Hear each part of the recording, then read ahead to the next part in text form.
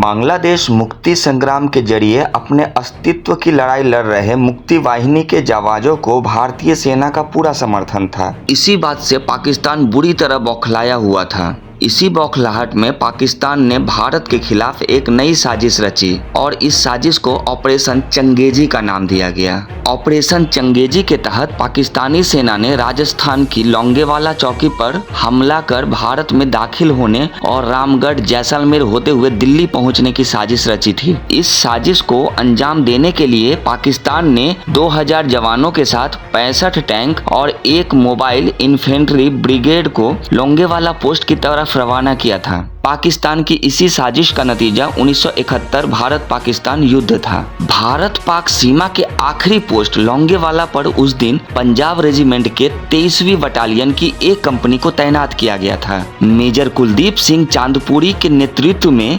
तैनात इस कंपनी में 120 जवानों के पास बड़े हथियार के नाम पर महज एक MMG L1681 MM मोर्टार तोप लगी एक जीप थी। इसके अतिरिक्त इस पोस्ट पर 4 सिपाहियों वाला BSF का एक ऊंट दस्ता भी तैनात था। 3 सितंबर की शाम को लगभग 5:40 में पाकिस्तान एयरफोर्स ने आगरा सहित उत्तर पश्चिमी भारत के 11 एयरफील्ड्स पर हमला कर दिया। इस हमले की सूचना मिलने के साथ मेजर कुलदीप सिंह ने लेफ्टिनेंट धर्मवीर के नेतृत्व में 20 जवानों की पेट्रोल टीम को बॉर्डर पिलर पर भेज दिया। कुछ ही घंटों बाद लेफ्टिनेंट धर्मवीर ने मेजर कुलदीप को बताया कि 65 टैंक और एक मोबाइल इन्फेंट्री के साथ पाकिस्तान की बड़ी फौज लोंगेवाला पोस्ट की तरफ बढ़ रही थी। मेजर कुलदीप सिंह ने तत्काल इसकी जानकारी मुख्यालय कमांड से साझा कर एयरफोर्स सपोर्ट की मांग की। चूंकि रात होने वाली थी,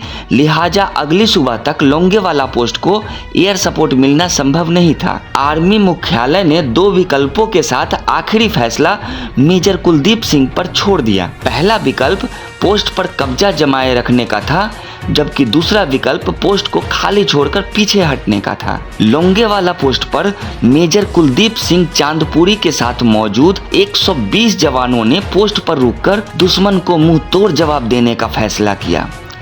दुश्मन के टैंक की ताकत को खत्म करने के लिए एंटी टैंक माइंस का जाल बिछा दिया गया और एंटी टैंक गन को तैनात कर दिया गया।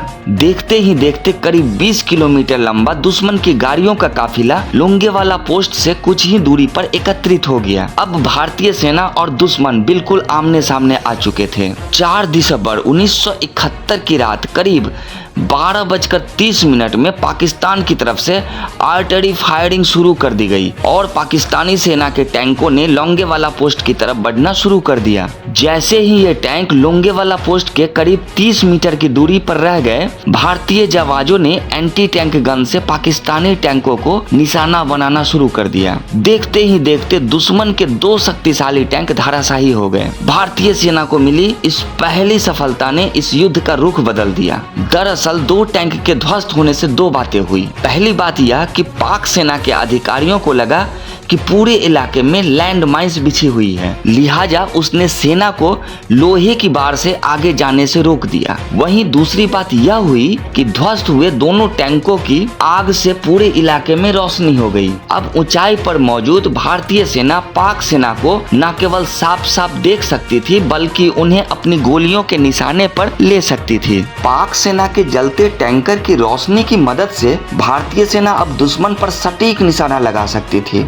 मेजर चांदपुरी के नेतृत्व में भारतीय सेना मोर्टार, MMG सहित दूसरे हथियारों से इतनी सटीक गोलीबारी कर रही थी कि संख्या बल और सैन्य संसाधन में कई गुना अधिक शक्तिशाली दुश्मन के पांव अपनी जगह पर जम से गए थे। पाकिस्तानी सेना के थमे हुए इन पैरों ने भारतीय सेना के जवानों के हौसला को कई गुना बढ़ा दिया। वहीं पाक सेना के अधिकारियों को यह समझने में करीब 2 घंटे का समय लग गया कि कटीले तारों के इस तरफ लैंड माइंस नहीं बिछे हुए हैं। पाक सेना की इस नई समझ ने दुश्मन को बेहद गंभीर बना दिया। अब गोलियों की बौछार के साथ साथ जवानों के बीच हाथापाई भी शुरू हो गई थी। बेहद सीमित संसाधनों के बीच युद्ध लड़ रहे भारतीय सेना के जवानों ने अपने राइफल की संगीन ने लोंगेवाला पोस्ट को दुश्मन की लाशों से पटाना शुरू कर दिया था। उधर सूरज की पहली किरण के साथ भारतीय एयरफोर्स के हंटर और मारुत लड़ाकू विमान मदद के लिए लोंगेवाला पोस्ट पहुंच चुके थे। इन लड़ाकू विमानों ने देखते ही देखते पाकिस्तानी टैंकों को एक एक करके ध्वस्त करना शुरू कर दिया। इस हवाई हमले में दोपहर तक पाकिस्तान सेना की 100 से ज्यादा बख्तरबंद गाड़ियां, 22 टैंक और 12 टैंक इन्फेंट्री बर्बाद हो चुकी थी। इस बीच